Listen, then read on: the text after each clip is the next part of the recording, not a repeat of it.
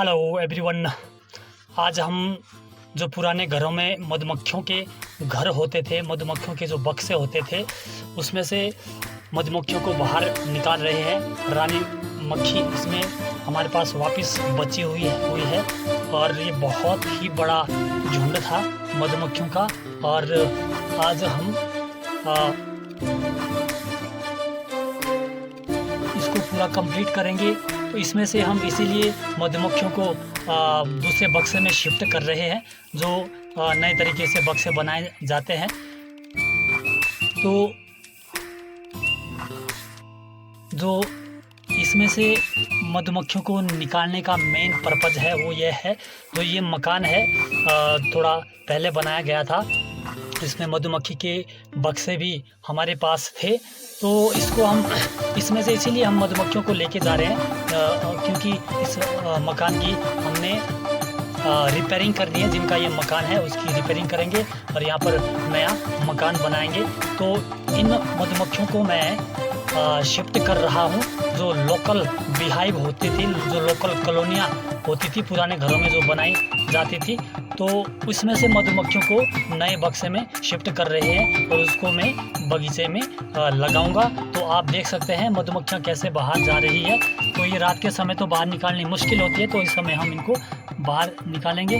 और ये हमारे पास मधुमक्खियाँ मंडरा रही है, यहाँ पर आप लोगों के समक्ष है। और ये आधे से ज़्यादा मधुमक्खियाँ हम यहाँ से ले गए हैं और कुछ मधुमक्खियाँ वापस बची हुई है और रानी भी इनके साथ ही है। तो इन सारी मधुमक्खियों को बाहर भगाने के लिए हम धुएं का इस्तेमाल करेंगे। तो पिंकू देना ज़रा नीचे उपला, इसको उपले हम बोलते हैं, आप देख रहे हैं उपले इसको बोलते हैं। और इसका धुआं जब हम देते हैं तो ये मधुमक्खियाँ बाहर भाग जाती है, तो कुछ मर भी सकती है। तो हम कोशिश करेंगे कि कोई नुकसान ना हो मधुमक्खियों को। और ये मधुमक्खियाँ हमें काटती भी है, और 2-4 मधुमक्खियाँ काट जाए तो कोई बड़ा नुकसान नहीं होता है।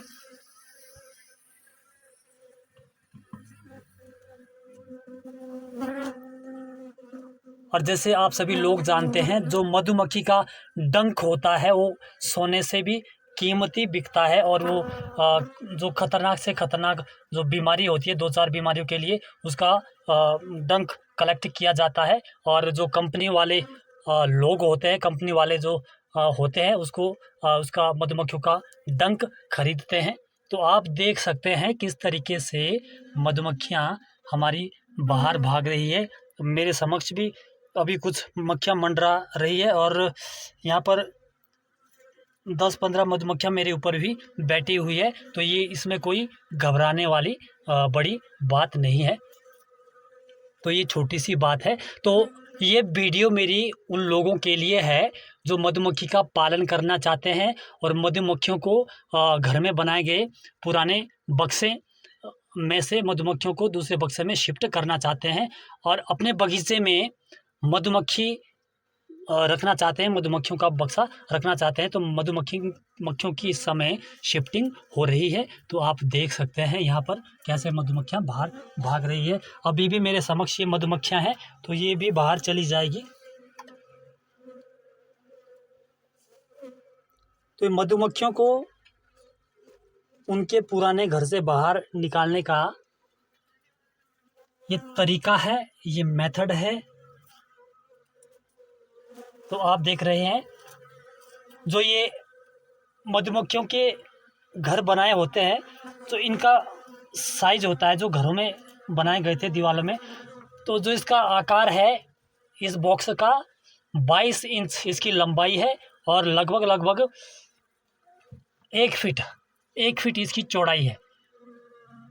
तो इतना बड़ा ये बक्सा है।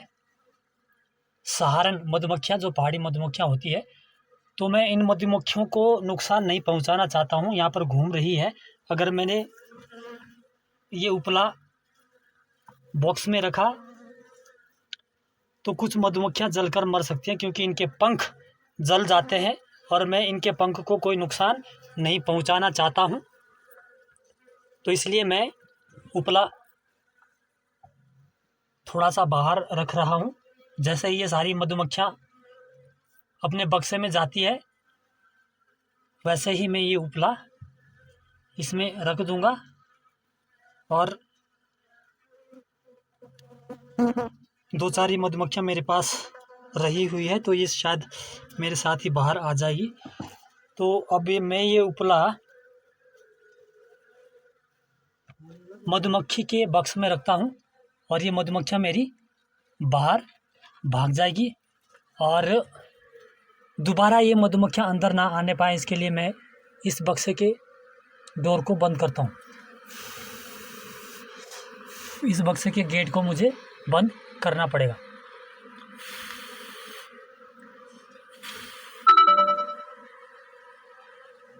तो थोड़ी देर में मैं आपको दिखाऊंगा